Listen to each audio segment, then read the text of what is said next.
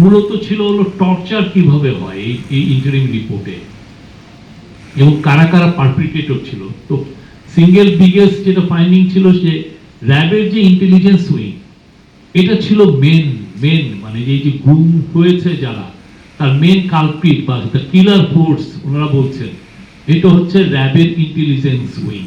আজকে খুবই ইম্পর্টেন্ট একটা মিটিং ছিল। আজকে গুম সংক্রান্ত কমিশন তাদের second interim report chief adviser কাছে জমা দিয়েছেন।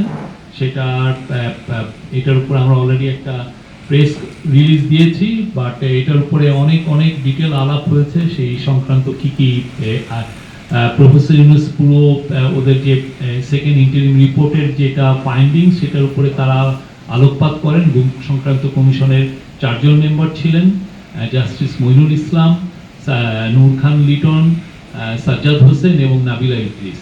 তারা তাদের যেটা ফাইন্ডিংস সেটা ব্রিফলি তাকে বলেন, এবং এইটা শোনার পর প্রফেসর ইউনুস কিছু কথা বলেছেন। প্রথমে বলেছেন যে আশুকরণীয়, এই যে যারা গুমের শিকার হলেন তাদেরকে তাদের সংক্রান্ত বিষয় বা এই গুম সংক্রান্ত বিষয়ে আশুকরণীয় কি সেটা তাদের কাছ থেকে জানতে চেয়েছেন, যে এটা যেন খুব দ্রুত দেওয়া হয় এবং সেই অনুযায়ী বাংলাদেশের লিগাল মানে ল অ্যান্ড জাস্টিস মিনিস্ট্রি এবং অন্যান্য মিনিস্ট্রিগুলো সেই অনুযায়ী, হোম মিনিস্ট্রি এই সংক্রান্ত বিষয়ে তারা পদক্ষেপ নেবেন।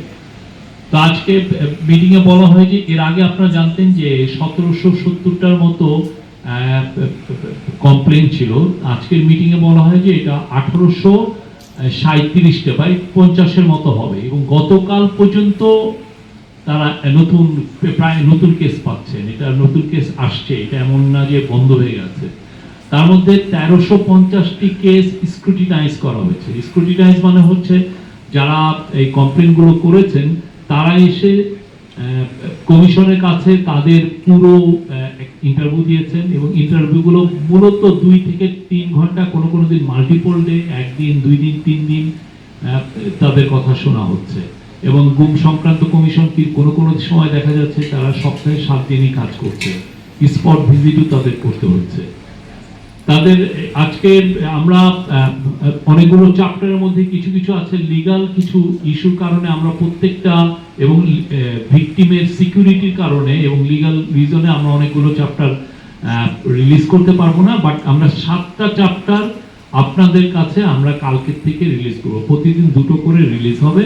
আপনারা সকালবেলায় 2টো করে চ্যাপ্টার আমরা আমাদের সিএ প্রেস উইং এর হোয়াটসঅ্যাপ পেজের মাধ্যমে আমরা দেব। আপনারা আপনাদের মতো করে রিপোর্ট করতে পারবেন। মূলত ছিল হলো টর্চার কিভাবে হয় এই ইন্টারিম রিপোর্টে, এবং কারা কারা পারপিট্রেটর ছিল। তো সিঙ্গেল বিগেস্ট যেটা ফাইন্ডিং ছিল যে র্যাবের যে ইন্টেলিজেন্স উইং, এটা ছিল মেন মানে এই যে গুম হয়েছে যারা, তার মেন কালপ্রিট বা কিলার ফোর্স ওনারা বলছেন এটা হচ্ছে র্যাবের ইন্টেলিজেন্স উইং। তারা এই কাজটা সবচেয়ে বেশি ইনভলভ ছিল। এই পুরো যে গুম সংক্রান্ত কমিশন যেটা তাদের ফাইন্ডিংসে বলেছে, তারা অনেকগুলো বলেছে যে কিভাবে যারা ভিকটিমদেরকে নেওয়া হতো